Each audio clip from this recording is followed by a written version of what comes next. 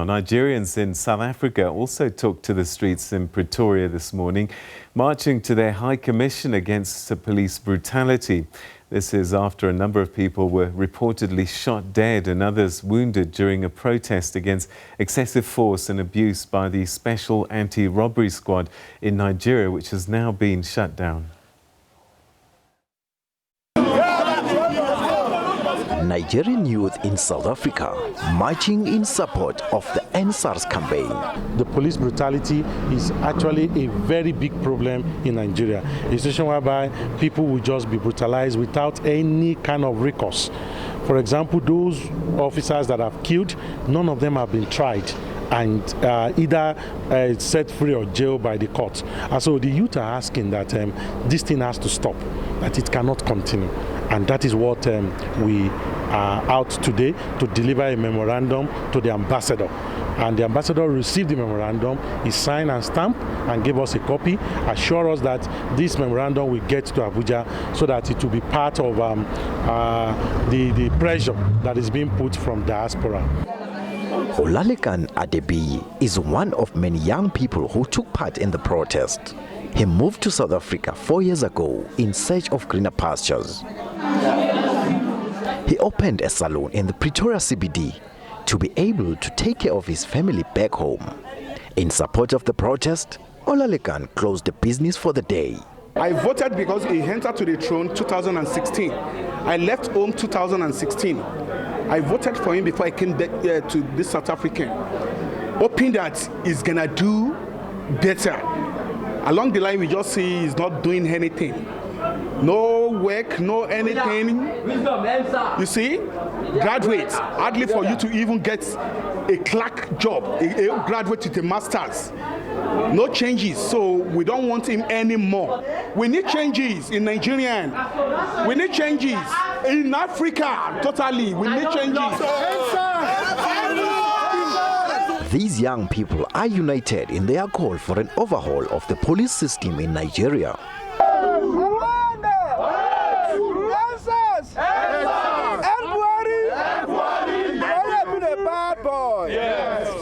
Well, we just came to make a statement.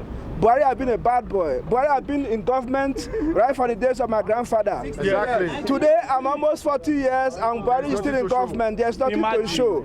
So we are asking the African AU to help us, the United Nations to help us, the American to help us. We don't want Buhari again.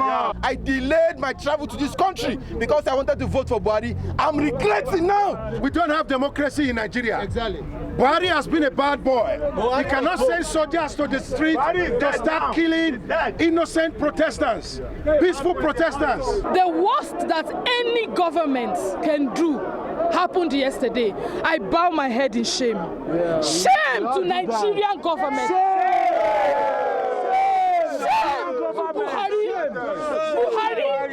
Buhari, you are a disgrace. Nigerian nationals have vowed to continue with their protest in various parts of South Africa until the government agrees to their demands. Herbert Memela, SABC News, Pretoria.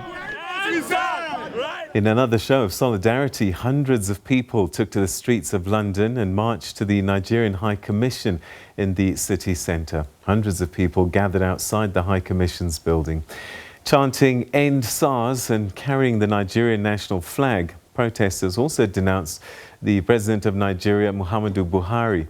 Earlier today, President Buhari called for Nigerian citizens to have patience as the police reforms gather pace. He did not address the alleged shootings, though. Authorities imposed a round-the-clock curfew in Lagos that is still in effect.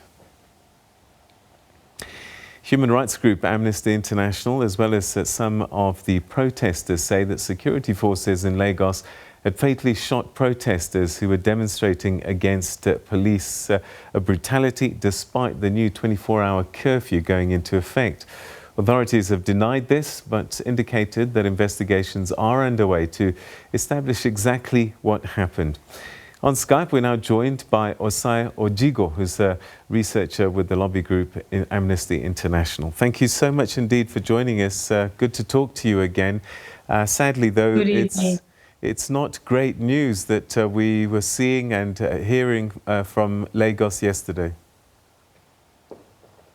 Yes, yesterday was a very bad day for many of us, a very sad day. We're still in shock that what happened led to so much bloodshed, and it has led to the disaster we're seeing all across in Lagos State in particular. There's no reason at all why shots should have been fired by the military in the first place. There was no threat to life. Nobody was threatening them. So it was quite shocking that they felt that the best way to disperse protesters was to fire at them. All right, so you've done your own investigations. I mean, you know, if you listen to the governor, he said no fatalities at all. The military deny any involvement in yesterday's occurrences. And the protesters, we've had one this evening who said that as many as 70 people could have been killed. What have you been able to ascertain? It's sad that the authorities were not able to come out clearly to give a state of what actually happened yesterday. Perhaps they still need to do a bit more investigation on their part. But based on eyewitness accounts, hospital records that were sent to us, videos that we're able to analyze, we're able to ascertain that at least 12 people in the Lagos incident yesterday night died. 10 in Lekki and 2 in Alausa, Ikeja, another area in Lagos State. And this was made possible by analyzing over the period of the last 12 hours, analyzing all the materials that were provided for us. Even if the government at this point in time were not able to have the confidence to come out to say these are the numbers of fatalities they've recorded, the amount of shots, the amounts of bullet casings that many of the protesters and those on the ground were able to see, and the fact that ambulances were sent to that area and they could not access, and people were lying down in their own blood, it baffles the imagination that anyone would think that people would not have been at risk of death and that they actually died. Because the situation was quite dire. There was confusion. People were running helter-skelter. In fact, we are even seeing things happening live. So I think that the government should take this issue seriously and take the right step in ensuring that the right information comes out in the public. There are accusations that this action could have been premeditated. We've heard a little bit earlier on from a protester who said that CCTV cameras had been switched off and lights switched off before the army arrived. What have you been able to find out? Some of the evidence we received also points to that fact, and that is why we're actually calling for the government to find out what happened. The coincidence is alarming that it's the same time when the cameras were down and when lights went out that this incident occurred. It's quite suspicious and it should be probed, especially the fact that this allowed for many of the things that happened yesterday is still shrouded in some sort of secrecy. It would really be bad to know that this was something that was authorized by the authorities. Have you been able to engage with the authorities at all? At this stage, we haven't made specific requests. We were more keen on seeing how we can get support to people on the ground, and also to ensure that people have access to some sort of legal assistance and medical assistance, so at least have the information they need in order to get that support.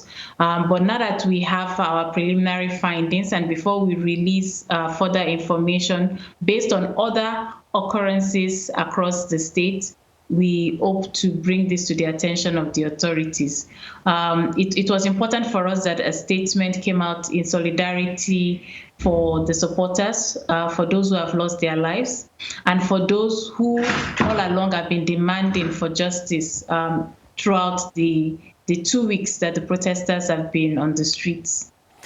All right, Amnesty's been on the ground for quite a while, and so you've been able to watch things unfold and also the action being taken by the authorities.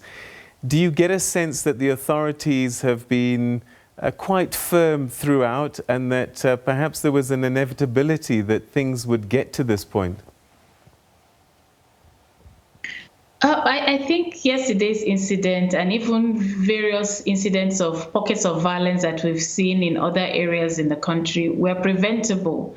Over time, the government has received recommendations from various panels, various reports, UN reports, African Union reports, even reports from organizations like Amnesty International, giving advice in terms of how they should police assemblies. And the moment protesters and even observers raise the issue of thugs attacking protesters and hanging around, that is when the authorities should have acted. We should have got into a situation where some people, for whatever reason, decide to mobilize thugs and hoodlums to disperse the protesters, and a situation that has escalated to this state. We shouldn't have gotten here at all. That said, it's important now that the authorities act with one principle in mind, which is to curtail the violence, to ensure that it doesn't spread elsewhere, and to preach non-violent methods of resolving conflicts. That seems to be an area that Nigeria is struggling with, especially when it has to deal with people expressing their dissent or dissatisfaction with government services.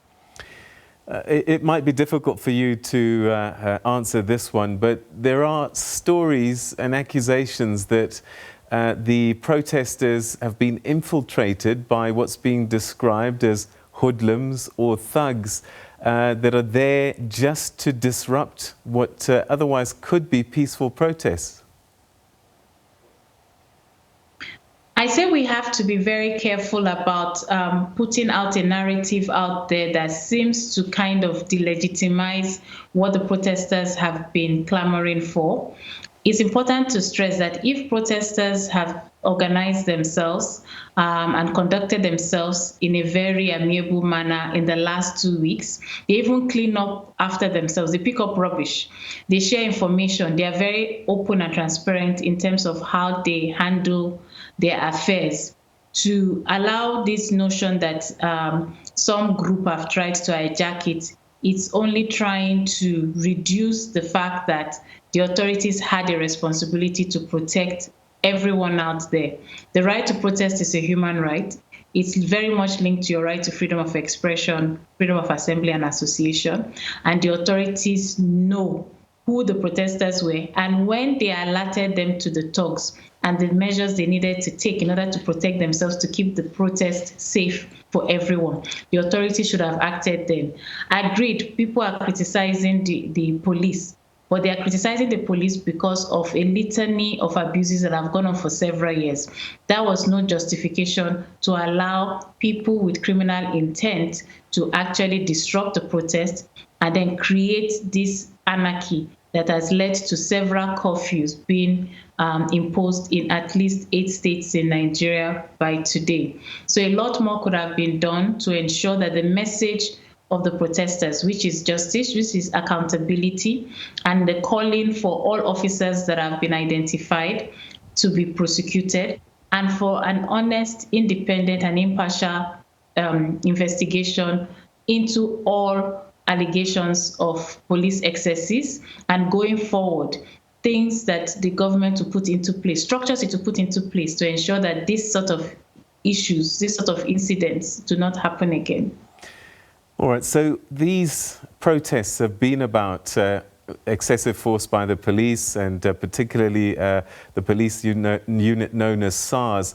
Do you get a sense, though, that perhaps what we're seeing and the emotion that we are hearing and seeing and witnessing is about much more than just police brutality, but that there are much more things that ordinary Nigerians are concerned about and are feeling like enough is enough. Definitely. NSAS was a rallying point for many of the protests that you've seen. And it's important to also highlight that this month is Nigeria's Independence Month. On the 1st of October, 1960, Nigeria gained independence from Britain.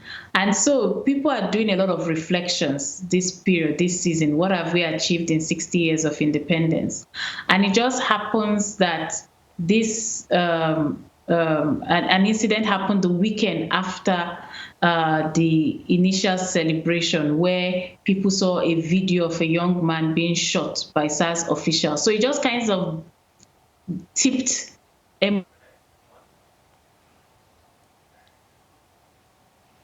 All right, it looks like we've lost our guest literally as we were coming to the end of that conversation, but I think we get a sense of a very serious situation in Nigeria at the moment. Amnesty International's own investigations, which include looking at videos, getting eyewitnesses' testimonies, they say that at least 12 people were killed by the military yesterday, despite the denials that we're hearing from the governor and the military itself.